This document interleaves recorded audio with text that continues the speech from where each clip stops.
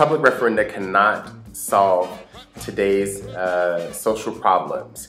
I think that good governance, the idea that a government acts on behalf of the people, must mediate this. And examples of this are, of course, most famously, I'm proud to say, as an American, the Civil Rights Movement and the subsequent Civil Rights Acts and Voting Rights Acts and those sorts of things.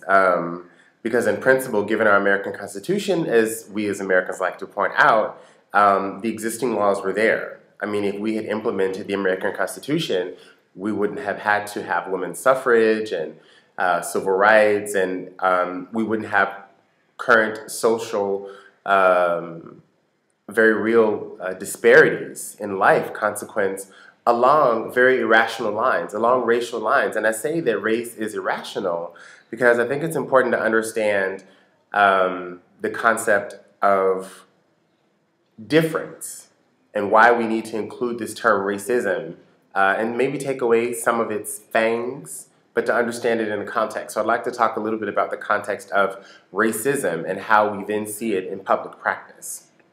So democracy is not like voting on American Idol, like you punch in and you know, the best one wins. Even though it seems like that, and our presidential campaigns are like popularity contest, you know, like a high school, who's going to be the high school student government president. And the thing that's important to understand about that is the difference between that and governance of a people is that we're not voting someone based on how, we're not, you know, looking at someone based on how much they please us. We want to be a bit more sophisticated than I like this person, I don't like that person. Because we know, we've seen at least from experiences throughout history that we don't deal well with difference. Difference itself. And I think it's important to get back to this, the flesh of difference. Look at what's going on in Switzerland now, where you have this vote to essentially ban Islamic religious institutions from constructing themselves as they have been constructed. Now, one wonders if one were to, for example, move into a church and reconfigure it around Islam somehow. That's a kind of, you know, cross-cultural confrontation. I wonder how that will play out in Swiss society.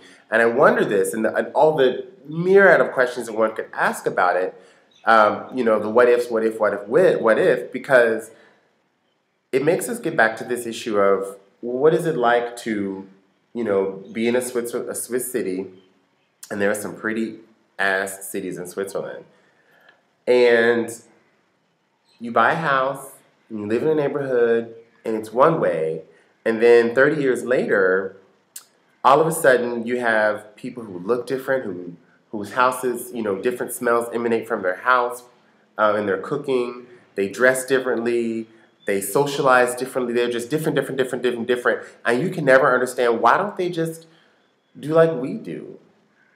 Why don't they do something that's pleasing to me? Why don't they assimilate? And that's the issue, because we're not just talking about newcomers. And I think that's why the question of assimilation is off the table, because assimilation assumes that someone is there. It assumes that position of power of superiority, and therefore you will never be pleased.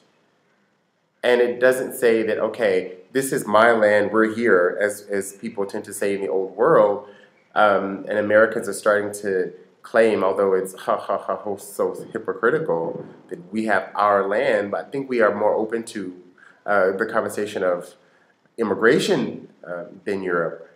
But to still, when you have this home native culture, at some point, if you're not willing to say to that person lives next door to you, you're not willing to engage them face to face as a person, subject to subject talk. Now, can you honestly say to someone, why don't you be like me? Can you go to your neighbor's door and say, hey, can you just come worship, you know, come to my church, be in my choir, you know, send your child to my religious private school or the public school that teaches along my religious, you know, line, the values of my religion, even though it's secular. Why don't you dress differently too? And hey, you know, by the way, we shave here every day. And we don't cook with garlic. And, you know, et cetera, et cetera, et cetera, et cetera. I mean, can you literally, I mean, there are so many instances where your neighbor could be just different from you are. Could be a gay neighbor. Would you invite them over? Can you honestly say to that person, you know what, I'm not going to have you in my house because you're gay. Or I'm not going to even say hi to you in the morning because you're gay. Or I'm not going to teach my kids to respect you as a human being because you're gay. And when my kid does make fun of you, I'm not going to say anything about it, and I might even laugh. If someone does something heinous to you, well, you shouldn't have been gay. Is that really, and I would say, is that really a Christian value? Is that a humanist value? Is it an Islamic value to say to you, touch me, that's my hand.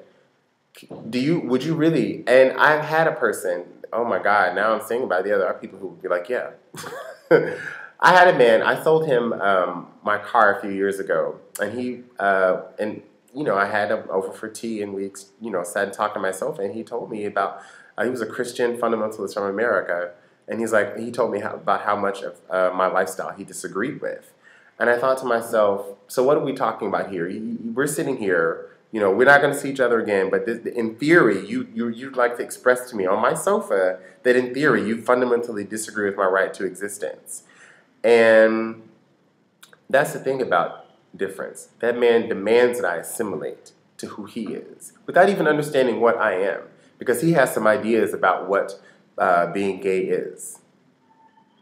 But his idea, and because I don't assimilate to his ideas, he has demonized me, and I've become the radical other. And that is the issue of dealing with difference that you will see over and over with, you know, conversations about hijabs in Europe. Can you wear a freaking scarf? Can Tupac wear a scarf on his head and go to school in France? Well, I guess not. And neither can that Muslim girl. But you know what? At the end of the day, like my math teacher said in 7th grade, when I was so scared to go to school because my mother had cut a plug in my head trying to give me a haircut, he said to me, come here. All that matters is that you have your math homework in. And he respected me. And he taught me to respect myself. That's a different kind of way of dealing with difference. That was Luther Dixon Brown School, 1987. Matter of fact, math teacher, it was all that. And in thinking of how you deal with your neighbor, that person that's next to you, what do you have to say to someone in front of you that can change their life? And if all you have to say is, no, you should be like me and something's wrong with you if you're not, then you should be an outcast. You should feel bad for being different. You should wear a hat and hold your head down. You should eat the foods that I do. I mean, all these things. This Eurocentric supremacy that we've seen is not in itself racist. It becomes racialized because there's a class component and there's this fear of difference component. They're different from me. Categorically, people who move and shift are almost always of a particularized class category. This is done through immigration laws, so you have different categories of, for example, Muslims going to America than to Western Europe, of Asians going to, you know, we have, for example, in America, a huge university system, so we draw out the world's intellectuals. Europe just doesn't have the competing number of universities. So already those things are different. And our views on those different kind of people, well, we have a stereotype of a model Asian minority. Well, if you go to a country and you take all their educated elite and you bring them here and you tell them to have babies and raise kids, sure, they're educated like elite. This is why there's the conflict in Europe, because there's also this class difference.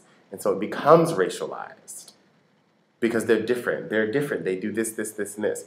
So we cannot leave it up to a public referendum. We have to have public discourse, and we have to have good governance. Had we not, we'd still be stuck in with little girls and boys trying to go to school with the National Guard, sending the National Guard to school. That's how not just Americans, but many people have dealt with the difference. Look at the riots in France. People are not doing well.